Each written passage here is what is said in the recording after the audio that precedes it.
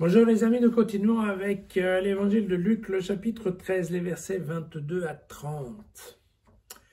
Il passait par villes et villages, enseignant et faisant route vers Jérusalem. Quelqu'un lui dit, Seigneur, n'y aura-t-il que peu de gens qui seront sauvés?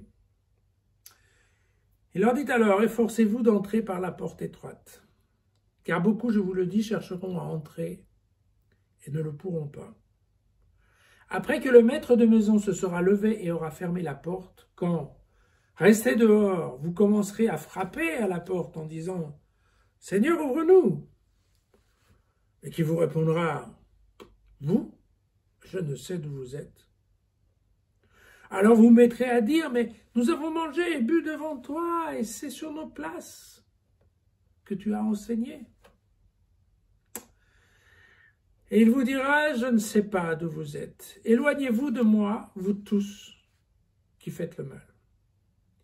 Il y aura des pleurs et des grincements de dents quand vous verrez Abraham, Isaac et Jacob, ainsi que tous les prophètes dans le royaume de Dieu, et vous, jetés dehors. Alors il en viendra du levant et du couchant, du nord et du midi, pour prendre place au festin dans le royaume de Dieu. Et ainsi, il y a des derniers qui seront premiers, il y a des premiers qui seront derniers. Voilà pour cet épisode qui se passe sur la route de Jérusalem.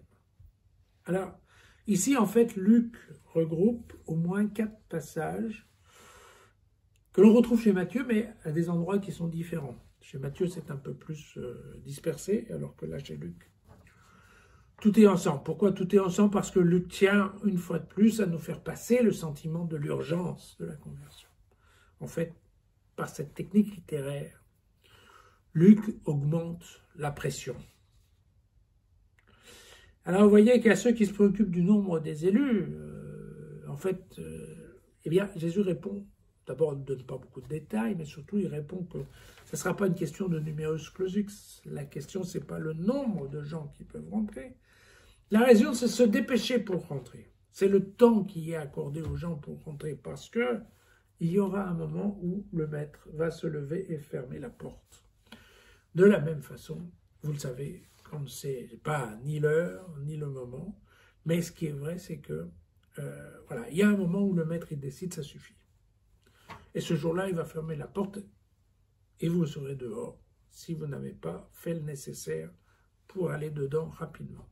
Et quand vous serez dehors, alors Luc nous fait la démonstration du fameux banquet messianique, qui est un truc très biblique, dans lequel voilà, tous les élus se retrouvent à table dans un banquet autour des lits de Moïse, des prophètes, des patriarches. Et donc, voilà, tous les bons juifs sont d'un côté, globalement. Et puis, par contre, les autres, eh bien, ils sont dans la Guéhenne, où, vous vous souvenez, de l'autre côté, il y a un ravin et on ne peut pas traverser. Voilà. Et donc, c'est bien cette question sur laquelle Luc insiste, c'est sur le fait qu'effectivement, quand la porte sera fermée, on pourra faire ce qu'on peut, on pourra supplier, on pourra crier, on pourra pleurer, ça ne servira à rien. Le maître va nous abandonner sans même nous considérer. Ce qui, à mon avis, est un peu fort, mais c'est en tout cas la technique littéraire qu'a choisi Luc pour bien nous faire comprendre que il était temps.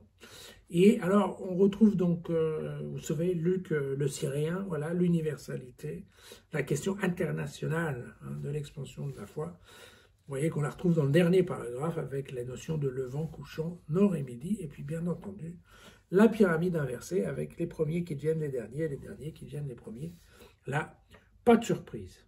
Voilà, très clairement, voilà, Luc nous presse et quelque part nous menace aussi de pleurs et de grincements de dents. Voilà. Quand vous sortez du dentiste, vous allez me retrouver demain.